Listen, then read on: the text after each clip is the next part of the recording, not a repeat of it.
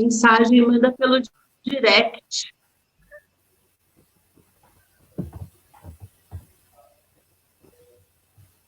Será que estamos online já? Sim. Boa noite. Bem-vindas todas, todos e todes ao meu canal de comunicação pelas redes sociais. Eu sou Ia Bárbara, pré-candidata a vereadora pelo Partido dos Trabalhadores, aqui no município de Suzano. E dando continuidade a uma sequência de lives iniciadas pelo Partido dos Trabalhadores, com o intuito de dialogar com a sociedade civil sobre os temas da atualidade, hoje nós teremos uma live para falar de consciência de classe e intolerância religiosa. E para compor esse maravilhoso debate, temos aqui dois convidados, Douglas Iso e Michele Marinho. Douglas, que é presidente da CUT estadual, Michele Marinho, que é pré-candidata a vereadora no município de Itaquaquecetuba. Eu vou deixar as apresentações para eles, para a gente poder otimizar o nosso tempo. Douglas, por gentileza.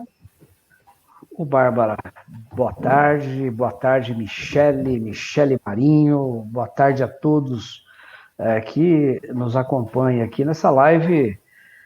Me apresentar, eu sou o Douglas Iso, eu sou aqui da região de Suzano, né? Eu sou professor de Sociologia e de Geografia, trabalho em Itaquá, sou militante da PUESP, conselheiro estadual da PUESP aqui em Itaquaquecetuba, e hoje estou na presidência da CUT. Já é o segundo mandato, tenho uma trajetória aí de luta no movimento sindical. Já fui metalúrgico no ABC de 85 a 92, né? Participei de comissão de fábrica, fui cipeiro. Quando estava no movimento estudantil, fiz aí greves contra aumento abusivo. Boa noite, Débora. Boa noite também. Fizemos greve lá na faculdade São Marcos, do Ipiranga, contra aumento abusivo aí das mensalidades. Então, a trajetória nossa sempre foi aí de luta por uma sociedade mais justa e por direitos para a população. E para mim é uma satisfação poder estar aqui falando com vocês sobre esse tema, que são direitos, e outros temas também que a gente venha desenvolver durante essa live.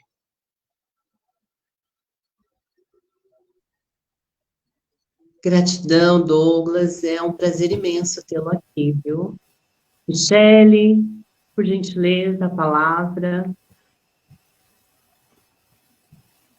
Boa noite a Bárbara Bença, primeiramente. Boa noite, Douglas. Prazer hoje estar nessa live com vocês, de temas tão importantes que a gente precisa realmente debater. Eu sou Michele Marinho, moro aqui próximo à estação do Aracaré, na Vila Miranda. Sou pré-candidata a vereadora pelo partido PT, aqui de Itaquaquecetuba. Sou casada com a Jennifer há 6 anos. Estou nessa luta aí muito grande da gente conseguir o nosso espaço, a nossa voz. E sou conhecida como Dofona de Iemanjá.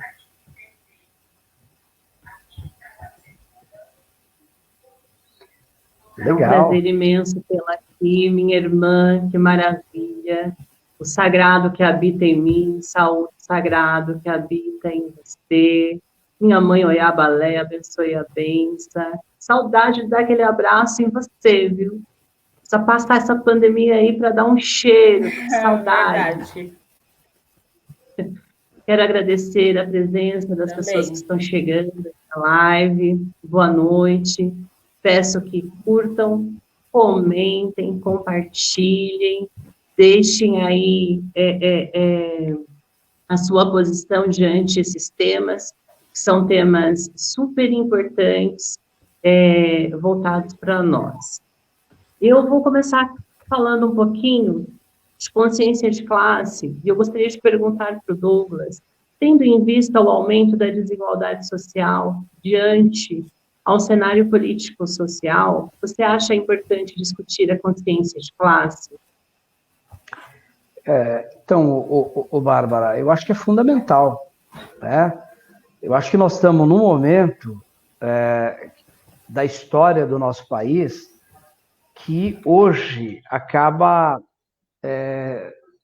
ficando mais evidente a desigualdade e a exclusão da população brasileira. Eu vou dizer isso porque se a gente for pegar os dados sobre a questão, por exemplo, de um tema que está na ordem do dia, que é a exclusão aí de brasileiros e brasileiros durante essa pandemia, a gente vai observar que a doença ela está acometendo as pessoas de forma diferenciada. Morre hoje quem é pobre, quem está na periferia. Eu trago alguns dados aqui para a gente debater. Por exemplo, hoje 100 milhões de brasileiros vivem em locais sem leitos de UTI, né? Só encontrados em 6% das cidades do país. E esses leitos, eles não existem nas regiões mais pobres, nas cidades mais pobres. Vamos pegar aqui na cidade de São Paulo. A morte de negros por Covid-19 é 62% maior em relação aos brancos, né? Então, morrem mais negros do que brancos aqui na cidade de São Paulo. No Brasil, o número de mortes entre menores de 18 anos é maior do que em outros países atingidos em outros países. E esses números são maiores na periferia, né? Em São Paulo, 93% das mortes de crianças e adolescentes por síndrome respiratória aguda são de moradores da periferia em comunidades de baixa renda. E para vocês terem ideia, 30 milhões de brasileiros são chamados brasileiros invisíveis. São brasileiros, pessoas que estão em extrema vulnerabilidade. Então, a pandemia, ela escancarou para a sociedade brasileira as desigualdades sociais que elas são históricas no nosso país.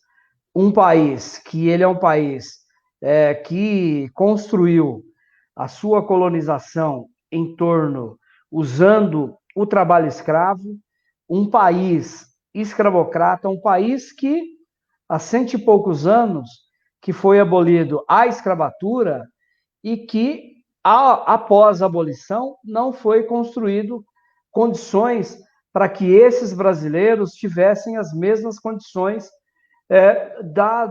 da população branca, né? Então, o negro ele foi livre da senzala, mas ficou preso na favela.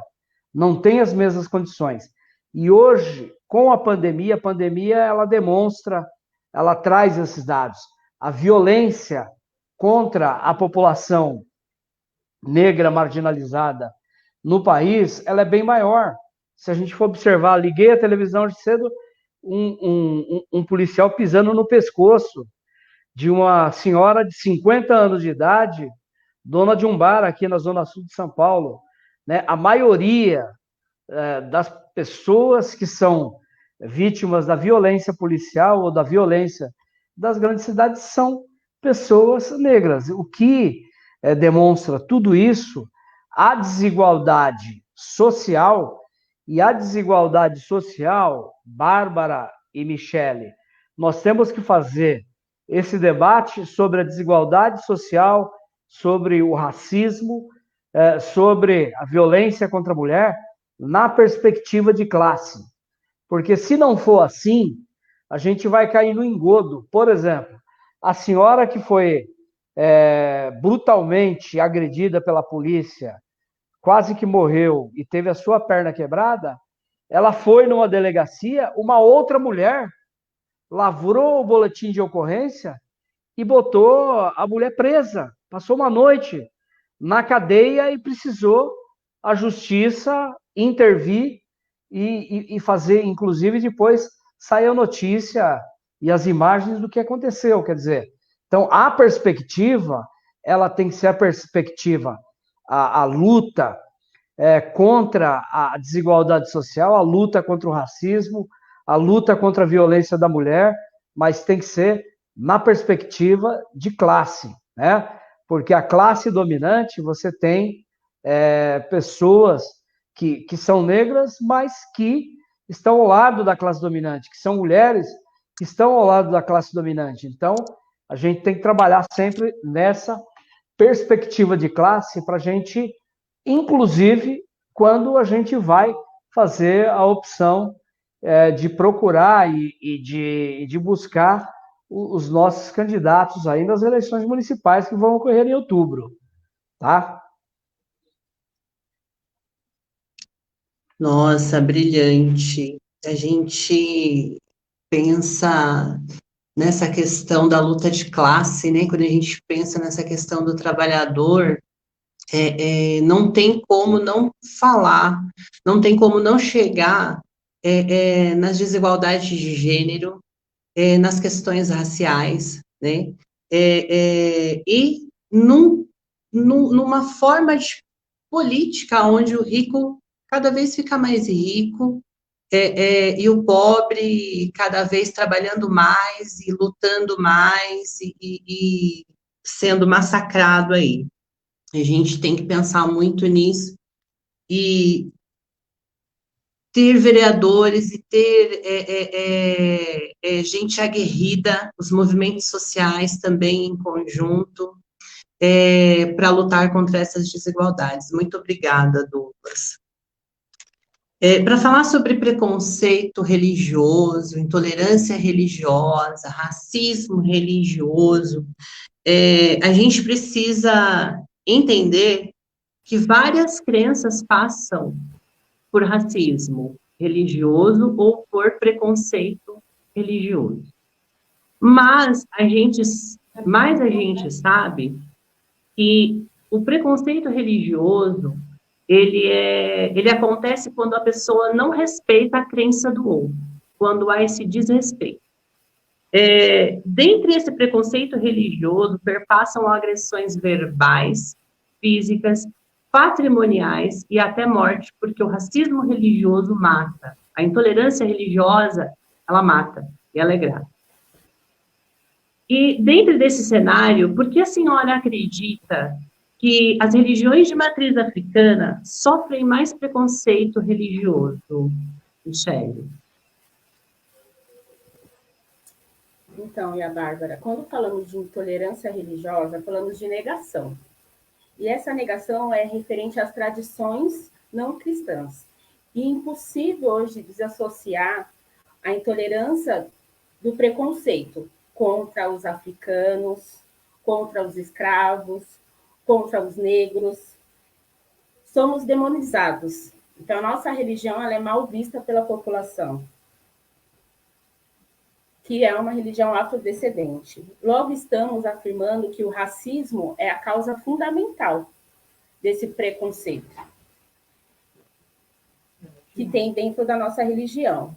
Uma pesquisa que eu fui analisando, uma pesquisa da PUC teve, ela escutou 1.114 pessoas, que teve 77% sofre agressão que são das descendências afro-africanas, das religiões de matriz africana, sendo 3% católica, sendo 7% evangélica, 4% judia e as demais religiões é de 3% a 3,8%. A gente da religião africana, matriz africana, sofremos pinchações, sofremos agressões, sofremos furtos. Então, assim, quando a gente pede até o Uber, a gente tiver com as nossas vestimentas, a gente sofre. Isso também vem muito dos líderes religiosos radicais que acabam induzindo a população dele que a gente cultua demônios, que cultuamos Satanás, que na verdade não é.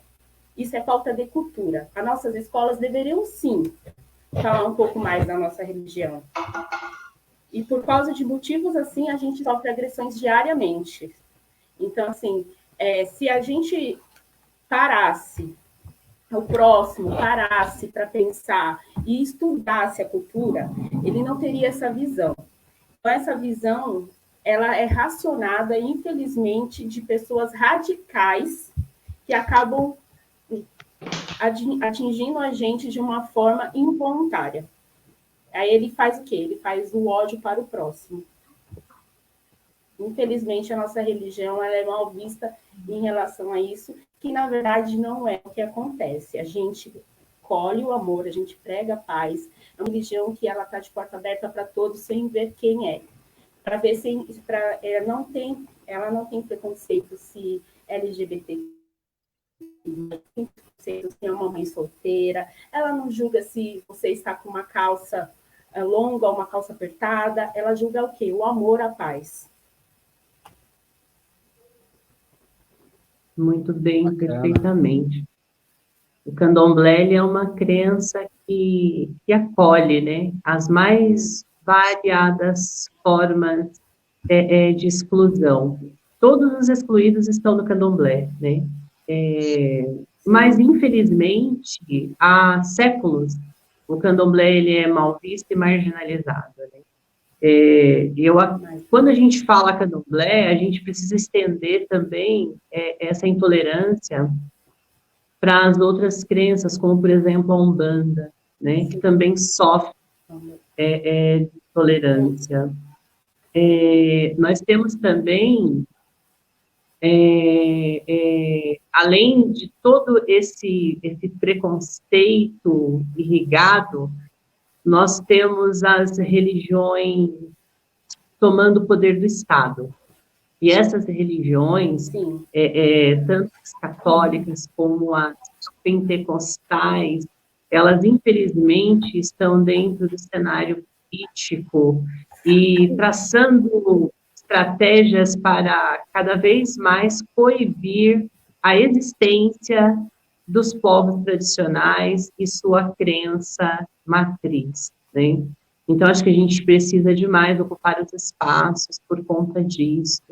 Se não tivermos representantes legais dentro do cenário político e que entendam essa complexidade das religiões de matriz africana, a gente vai ter uma luta desigual, onde somente a sociedade civil vai estar lutando e não vamos ter ninguém lá dentro. Torço muito por você, Michele, aí.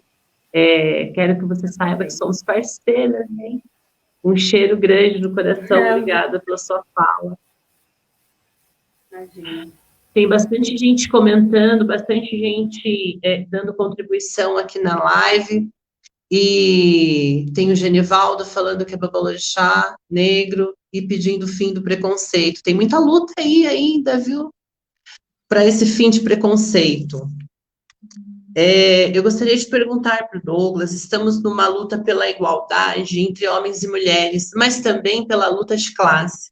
Por que você compreende que tem mulheres no campo opressor? Bárbara, se você me permite, eu vou fazer só alguns comentários aqui em cima da questão da intolerância religiosa. Eu penso que nós vivemos um Estado laico, O Estado brasileiro ele não tem religião. E, portanto, nós temos que fazer uma luta pela laicidade do Estado, porque oficialmente não tem, né? Mas você vai na Câmara, lá tem um crucifixo. Você vai na entrada da cidade, tem não sei o quê de uma determinada seita. Então, mas oficialmente não existe. O Estado, ele é um Estado laico. E o Estado deveria dar garantias para que todas as religiões elas fossem aceitas na sociedade. E o que mais preocupa, viu, Michele e Bárbara, o que mais preocupa é o fato de hoje você ter um governo que ele é declaradamente, né, porta-voz de um setor religioso da sociedade. Isso não é bom para ninguém, porque, na verdade, a tolerância, ela ocorre quando você junta todas as religiões, e as religiões, elas dialogam e elas constroem saídas que sejam saídas de respeito ao conjunto da sociedade.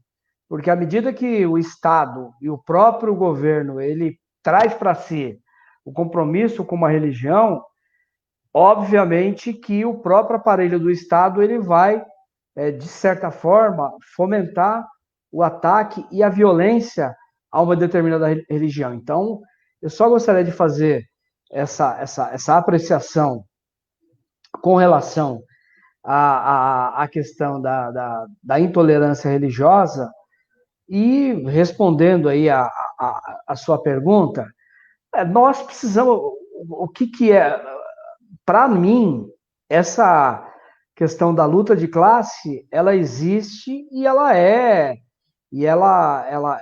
está aí no dia a dia, né? Então, nós temos aí o trabalhador, nós temos aqueles que são os nossos exploradores, que são os patrões. Então, a luta de classe, ela se dá não só dentro das empresas, mas do ponto de vista do poder, ela está colocada. E nesse sentido, aquilo que eu falei na minha intervenção inicial, nós temos que fazer o debate, o recorte setorial, mas nós não podemos descolar que nós somos trabalhadores e que nós temos interesses específicos na sociedade e que são interesses que são antagônicos àqueles que são a classe dominante, aqueles que têm o poder econômico, aqueles que são os grandes empresários, os grandes comerciantes, os grandes latifundiários. Se a gente não tiver essa clareza, a gente não vai ter clareza qual é o projeto que nós queremos na sociedade, tá certo? E o projeto que nós queremos na sociedade é um projeto diferente do projeto que está aí, é um projeto que ele quer romper com a exclusão que foi submetida à maioria da população brasileira, porque a intolerância, ela está pautada na questão do racismo aqui no Brasil, e todas as mazelas que são cometidas em torno das populações mais pobres são situações que reforçam essa política para uma minoria da sociedade, né? Principalmente num momento como esse, momento em que a gente observa que o cidadão lá em Barueri fala para o policial: você não ganha nada, rapaz, eu ganho muito mais do que você. Falou um monte de besteira para o policial e, né, aquilo ali o pensamento, é a expressão do que pensam a classe dominante. É a expressão do que pensa a classe dominante, por exemplo, quando o Paulo Guedes, ele diz que a Disneylândia agora, até empregada doméstica consegue ir para lá. Quer dizer, quando o presidente Lula, ele colocava que a classe dominante, ela não conseguiu engolir 4 governos democráticos populares, porque esses governos colocaram a população mais pobre dentro do orçamento. Esses governos deram dignidade ao povo, esses governos deram condições ao povo de ter inserção em espaços onde a população pobre, a população excluída do país, nunca tinham acesso, como universidades, acessos a shopping center, acesso aos aeroportos, acessos a uma política de valorização social, de salarial e outras. Então, para a classe dominante, conviver com essas pessoas pobres em aeroportos, nossa, que horror, isso aqui está parecendo rodoviária, é o que eles pensam. E volta e meia, alguns deles acabam verbalizando o desprezo que tem, né, por aqueles, vamos dizer aqui, por quem vive na Casa Grande, né? Então, aliás, para quem vive na senzala, que hoje são as grandes periferias. Então, eles expressam posições aí de completo desprezo com as condições que nós vivemos e